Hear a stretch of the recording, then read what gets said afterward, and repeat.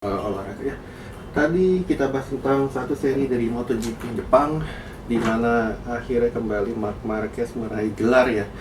Yang ke-9 secara keseluruhan, dan untuk di seri MotoGP ini dia mendapatkan gelar yang ke-7. Jadi gue bilang ini salah satu prestasi yang luar biasa ya, setelah dia 4 tahun di neraka, bisa dibilang, dengan tangannya patah, lalu dengan motor Honda yang selepas dia kembali bukan Honda yang dia kenal lagi, jadi nggak bisa dikendalikan. Dan di tahun 2024 dia memutuskan untuk pindah ke Grace ini, jadi tantangan baru dengan motor baru. Dan di Grace ini pun gue bilang dia beradaptasi cukup cepat ya, dengan motor yang memang secara basic lebih tua 1 tahun, tapi dia berhasil untuk masuk 3 besar. Gak mudah juga, apalagi tahun lalu dia lawannya Pecco sama Martin ya. Di seri ini tadi kelihatan memang sebetulnya Honda ya, terutama kita lihat Honda ini punya pace. Jadi karena mereka kan memang latihannya di sini, tadi kelihatan Mir kuasain banget. Jarang-jarang kita lihat Honda fighting ya. Kalau kita lihat kemarin kan Zarco menang, tapi dia udah lebih dominan dulu di depan. Tapi untuk fighting hampir kurang lebih 4 tahun kita nggak pernah lihat Honda fighting. Ya mungkin terakhir zamannya tahun 2020-2021 ya waktu itu ya. Waktu zamannya Alex Marquez masih di Honda, dia fighting sama Alex Rins waktu itu. Tapi selepas itu Honda hampir nggak pernah fighting lagi. Dan tadi baru dia fighting lawan Marc juga, dia cukup berani.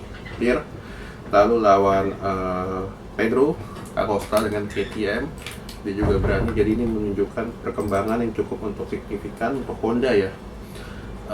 Kalau kita lihat memang Honda ini belum sempurna, di mana tikungan dia masih kaku. Tapi dari segi akselerasi yang menjadi permasalahan mereka udah mulai stabil, itu kelihatan juga. Nggak kalah dengan motor-motor Eropa. Di sedikit demi sedikit mereka bisa atasi. Lalu yang Pecco dapat kemenangan yang dia butuhkan, karena selama ini kan hampir sepanjang tahun dia under pressure dengan rekan timnya. Dan tahun ini dia tunjukkan bahwa di seri ini ya, dia tunjukkan bahwa saya mau menang. Dan itu dia tunjukin banget, dia ngotot walaupun motor gue bilang ini agak problem ya, tapi dia nge-push, bener-bener dia nge-push, nggak peduli mau dia jatuh apa. Selepas motornya masih bisa untuk digeber terus. Tadi kelihatan. Dan ya, kemenangan yang sempurna untuk Ducati. 1-2, Marc dapat gelar juara dunia, Pecco dapat gelar juara seri, dan Honda dapat podium dengan bukan podium hibah ya, tapi podium yang pantas mereka dapatkan dengan fighting. Base nomor 4 ya, base gue bilang ini agak telat panas ya. Mungkin fisiknya ini belum full karena mereka dijatuh. Jadi sayang juga untuk base terlempar dari podium. Franco Morbidelli ke-5, lalu Alex Marquez dia nggak pernah cocok dengan sirkuit ini, kelihatan. Lalu Raul Fernandez ke-7, dan Quartararo ke-8, Zarco 9, Vermin 10, Enya 11, Brad Binder 12, Dijia 13, Miguel Oliveira 14, dan Som Chandra 15.